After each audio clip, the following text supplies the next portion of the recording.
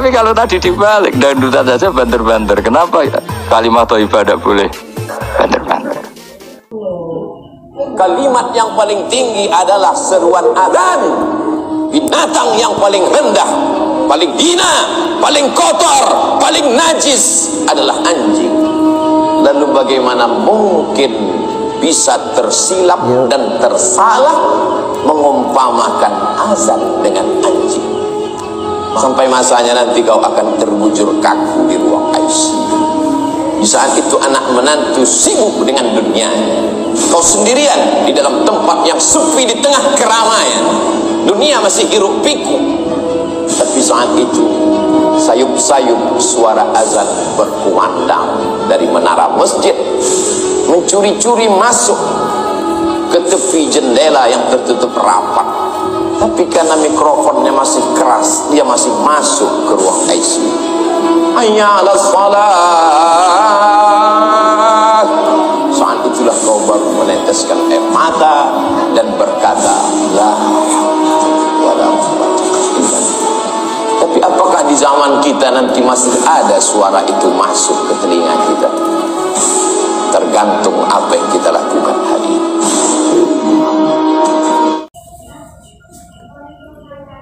Di kampung-kampung kalau ada masjid speaker, di mana-mana saya sering ditanya, ada yang berugus, ada ini nak adzan juga banter-banter, mengerameni tonggo. Nak niat sholat terus adzan nak isteko.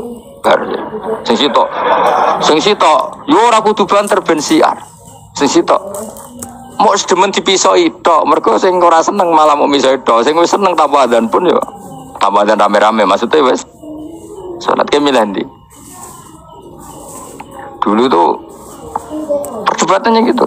Abu Bakar nak wiridan yang masjid itu wirih banget, selirih-lirihnya. Umar nak wiridan bianter, tapi ranggosan sistem zaman itu, tapi banter aja. Tapi sengramain lah, intinya sengramain. Ketika Abu Bakar ditanya Rasulullah, ya Abu Bakrin, kenapa kamu melirihkan suara? Jadi saya itu malu sama Allah. Dia itu zat maha mendengar. Jadi saya mengeraskan suara itu malu. Kayak pangeran butuh suara keras saya. Umar ditanya, kenapa kamu terlalu keras? Umar jawabannya sederhana, bener-bener ngantuk. Makanya nggak ada satupun ulama yang mengatakan Umar itu afdhalu min Abi Bakar. Kok jawabannya yo kadang sederhana banget. Malahnya ijma' ahli sunnah Abu Bakar afdhalu min Umar. Kok nak jawabannya kok bener ngantuk. Padahal jawabannya Abu Bakar, kalau nu izin kalian pangeran yang maha pendengar kok banter-banter. Rasulullah dalam banyak hal ya gitu, ketika banyak masalah itu sahabat dongo banter-banter. Nabi itu kok innakum latatuna as-somma. Kamu tidak berdoa sama zat sing budak, maka kamu nggak usah banter-banter. Jadi andaikan ada istighosah pakai sound system banter-banter itu ya perlu dipertanyakan. Yang pengiran wis krungu gegere ngono lho Pak misalnya. Tapi misalnya mazhab itu kamu pakai, terus ada pertanyaan, dangdutan saja banter, kenapa kalimat thayyibah tidak boleh banter? Masalah mana? Ya asal isi dunia itu masalah. Kemilah dia. Ini cerita saja. Kalau manusia itu istighosah jaluk tolong sama pangeran kan? Pangeran sudah dengar tawasan sistem apa enggak? Kenapa banter-banter?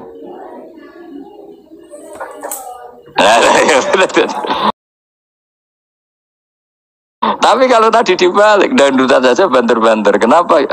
Kalimat thayyibah tidak boleh banter-banter. Bismillahirrahmanirrahim. Ya khisimun ngaten wae kan apa? Ketika terjadi kiamat, niku ta'khuduhum wa hum khisimun. Jadi manusia itu takdir itu seneng tukaran. Karena tadi ya, sengketa yang mari tukaran, pendapat baik yang masih nyari yang terbaik, sama-sama kebenaran nyari yang paling benar. Karena manusia itu dari awal kurang penggawean. Jadi barang apik jadi berdebatno dengan yang luwih napa apik. Sehingga bayangannya pangeran itu soben nak kiamat kapan saja terjadi, ku wong lagi sibuk poro padu, lagi sibuk gegeran. Wes iku mesti.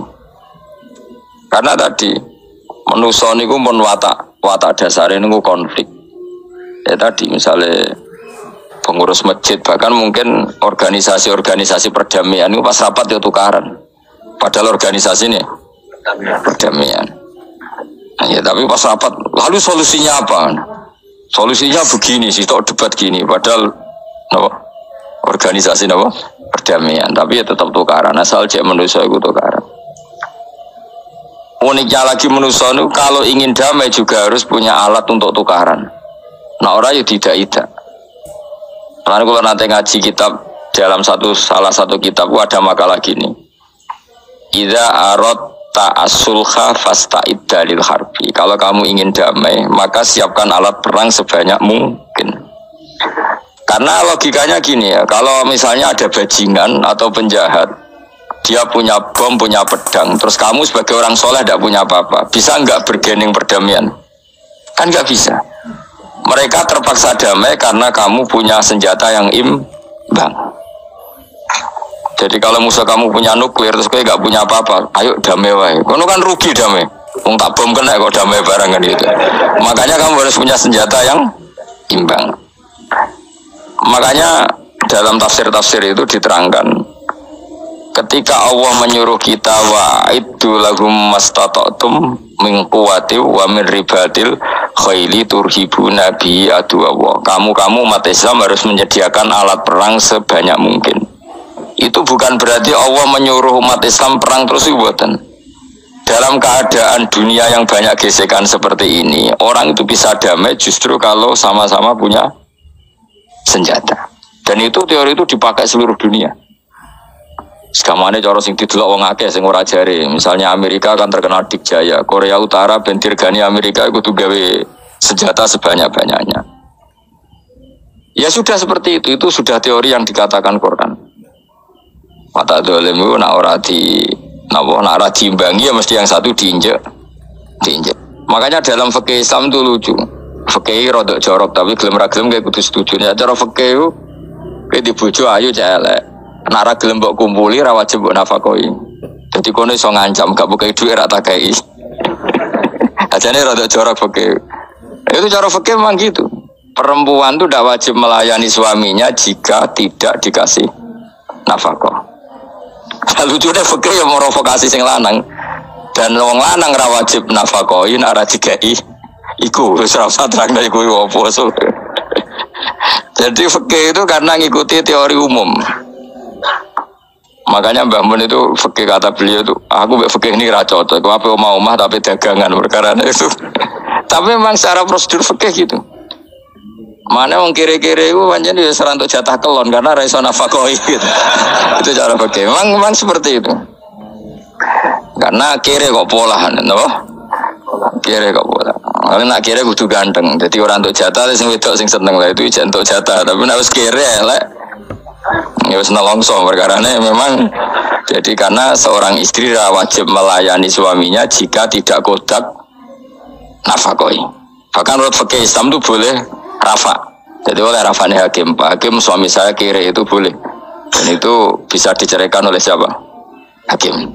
Jadi rafa. Karena tadi manusia itu yakhisimun di mental konflik. Dan mental konflik itu tidak dihilangkan Allah sama sekali kecuali nanti setelah di surga. Makanya Allah ngendikan apa? Wa naza'na ma fi sudurihim min ghillin. Jadi sifat dengki, sifat hasud itu dihilangkan nanti setelah di surga. Artinya di dunia itu antar wong soleh ya mesti hasud. Mana ada sing ora soleh, sing soleh wae kudu hasud. Ya senine ngono.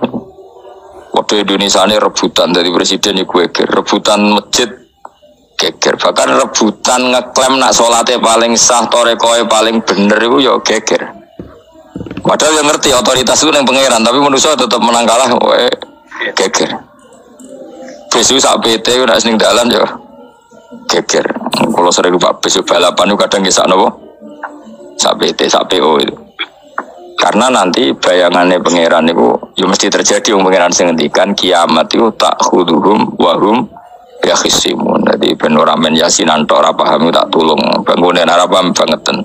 Wahum fi ghaflatin minha bitakhosumin wa tabayu'in wa aklin wasyubin. Mesti manusia itu di mental takhosum saling berebut. Makanya cita-citanya Sayyidina Ali, dawuh Sayyidina Ali, ana awaluman yatsu baina yadayir rahmanil khusumah, dari Sayyidina Ali. Saya nanti pertama ketemu pangeran itu akan melaporkan musuh-musuh saya. Jadi cita-citanya dene. Aku lah di rencana ngono. Aku lah di ben seru no. Jebule bareng lapor ku ala wah ya nyoro. Sayyidina Ali beda wae anak gue wis lapor jebule. Salah. Karena apa? Ya itu tadi. Manusa iku wis pokoke ngono. Pertama manusa itu Nabi Adam. Iku ya wis geger mbek malaikat. Dari pangeran Adamu khalifah, dari malaikat khalifah kok manusa mesti seneng geger.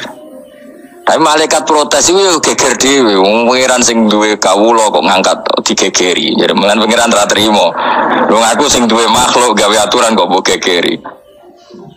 Iku pangeran. Jadi manusa pertama iku ribet, pertama ribet mbek malaikat. Bareng Qabil mbek Habil ya ribet mbek dulur. Mulai dhisik perkara wedokan. Nah, terus kunane kunong wedok mari ribet. Kalau nong wedok tambah ribet. Soalnya doja wis ribet tes dinikmati wae no. Dinikmati. Makanya banyak orang top itu. Kalau punya kenalan banyak orang top. Itu ribet itu di manage. Jadi ada salah satu tokoh Indonesia itu terkenal sekali. Nak pidato ora kontroversi ra iso turu, tapi nak wis pidato wong bingung kabeh iso turu. Niku saya sangat kenal orangnya. Dengar supire takoki, "Mau piye?" Tak pidato ini bingung ta. Nek dijawab bingung kecewa deh. Nek jawab wah bingung sedanten wah seneng terus iso turu deh. Karena memang konflik itu manusia tetap seperti itu. Jadi apa ya? Kebaikan pun makanya ada guyonan ini betul kisah nyata ini, tapi reputasi bernegaranya ini karena sensitif. Ada negara tertentu yang muadzin itu digaji 30 juta. Jadi orang melarat dari muadzin itu 30 juta. Naiknya BMW. Imamnya itu digaji 70 juta. Hitung saja kalau 70 juta satu bulan satu sholat berapa? 70 dibagi 30. Kira-kira berapa satu hari ini? 2 juta, sekitar 2 juta 200 lah. Enggak kayak Indonesia, imamnya fakir-fakir, terus muadzinnya fakir-fakir. Dikira itu satu prestasi negara itu karena mengapresiasi, menghormati muadzin dan jebule sing kiai Indonesia aja penak. Madikman ke sholat terus. Maksudnya madikman ke sholat terus lah ono gajine. Akhirnya kecewa dong. Semenjak itu ora berani cerita prestasi negara itu pada Indonesia. Ya dia itu bangga negaranya itu menghormati imam sampai digaji, muadzin digaji. Terus dikirakan Indonesia dinyek. Imam Indonesia kan fakir-fakir, kadang wis wajasane elek imami dhewe, komat dhewe. Terus macam-macam lah. Nah. Tapi dekne gak ngerti nek Indonesia ku pinter tukaran, pinter debat. Oh, berarti ke sholat terus itu perkara ono gajine tuh. Makanya imam di sana sergap-sergap karena kalau nggak ngimami dipotong gaji. Semenjak itu negara itu nggak pernah cerita prestasinya negaranya mengelola imam. Nah, itu dunia-dunia kemarin geger. Saya sering debat sama banyak kiai karena itu. Gue setuju di masjid imami digaji sama ndak. Misalnya saya partai ikhlas, setuju ndak biar imami itu ikhlas. Ada yang partai realistis, mereka kan punya keluarga harus dibaji dong, kalau enggak kasihan. Partai realistis versus partai ikhlas. Menang mana coba? Menurut hukumnya Allah mungkin menang ikhlas, tapi partai realistis, masuk uang kok ngimami tok rantuk gaji. Artinya apa? Dalam kebenaran saja bisa diperdebatkan, apalagi barang benar baik batil. Karena manusia itu punya mental wahum yakhisimun. Ya sudah seperti itu. Makanya nanti benar-benar gak ada konflik itu di akhirat. Mana akhirnya imam gak bangga. Surga imami wasane hebat, coba mergo digaji. Madikman ke sholat terus ngono gaji ini. Artinya sholatnya orang Indonesia itu luar biasa. Imam-imam Indonesia tanpa gaji kok. Ya resikonya kadang mutung, itu kan gak masalah. Tapi ya gak masalah lah, tapi tetap ikhlas dibangun apa? Gaji. Mana kalau nu bingung saya, hafid mulai digaji, ustadz digaji, kalau bingung ngerti takoi. Gua berkali-kali beberapa pemprov kan ingin mengapresiasi hafid dapat insentif terus ustadz. Gua ngerti takoi, jenengan termasuk yang setuju apa enggak? Muni setuju, kok didik uang kedonyan. Muni ras setuju hafid betul duit kok ora oleh. Aku yang mending ini, wong alim ra iso mikir dunya, aku mending ngono ta. Itu yang tanya itu kadang ibu gubernurnya tanya saya, bupatinya tanya saya, Gus di daerah mana-mana itu ustadz, guru madrasah itu dapat insentif. Cara jenengan Rembang setuju apa enggak? Aku jawab yo ngelatih ustadz seneng duit yo ora apik. Nentang ustadz untuk rezeki ku yo ora apik. Wong ustadz fakir yo akeh tenan. Nah, aku kan wong keramat, gak mati masalah cara orang untuk gaji. Tapi kan tidak semua orang keramat. Nah, kalau wong keramat untuk gaji tetap gagal. Tapi rata-rata ustadz kan tidak keramat. Gak keramat, bujune cerewet. Cek kumpul mertua. Nak alim ora mikir cara. Kalau nanti diprotes tiang.